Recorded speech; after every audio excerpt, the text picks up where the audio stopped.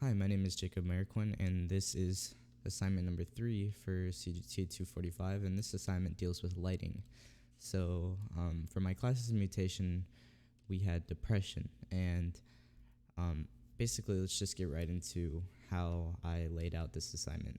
So, this assignment, like I said, was dealing with lighting, and based on the research I did and some people I know, I feel like when you're in a state of depression, you feel pretty hopeless and feel a sense of dread, but uh, leaning over you, but you don't want to do anything about it. Um, so I kind of decided to represent that with the color red here. Um, this color red is filled through all these balls, which are actually, in my eyes, eggs that are just sitting here waiting to be hatched. And the idea of eggs just sitting here is each tick that goes off for someone with depression. So when one is starting to crack and it cracks open, that is kind of that tick that goes off, making them more sad. So I don't know. I don't have a way to represent the eggs being broken at all, so I kind of just left them here like this. And each egg has red in it because that is that sense of dread, scaredness, sadness, loneliness, just pretty much anything that has to deal with depression in each one of these eggs. The color blue here represents birth. In some research I did, the most commonly shared birthday was September 9th, I believe. And in September, that color is blue. So, as you can see out here, it actually looks pretty nice out here. If we go out here, you could see that there's terrain going on. And also, these bushes represent also the eggs that were there. And the color blue is also here, like in the chair that's inside of there. And there's also another mannequin here.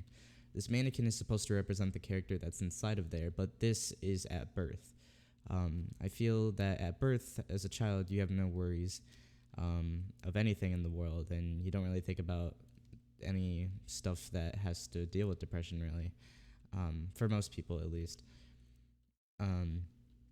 And these bushes and the lighting in the sky and pretty much just the terrain and the crosswalk here is just supposed to represent that life is good here.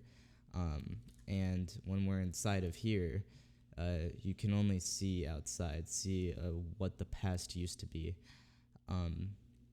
And there's no way to actually get outside from this cage, pretty much. So, that's basically it to say what's on side and why the blue light is represented with each other. It's just supposed to show that these two are correlated with each other. The next thing I want to talk about is this mirror on the wall. You can see the mirror is kind of weirdly scaled, and it looks kind of strange when standing from really, really close, but it looks decent whenever you stand pretty far.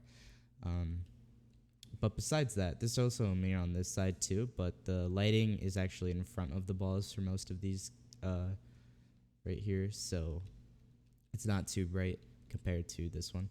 But anyway, so what the mirrors represent is kind of a self-reflection for people who are depressed. You're always reminded of who you are and why you are. Maybe not that second one as much, but you're always reminded that you are the person that you are.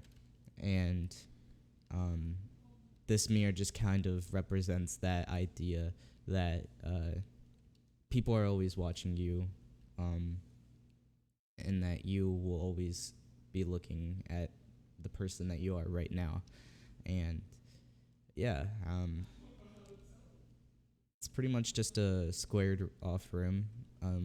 Like I said, a cage. You can't do anything else inside of here besides jump on all these balls, and can't roam outside, but you can only view to see what your life used to be.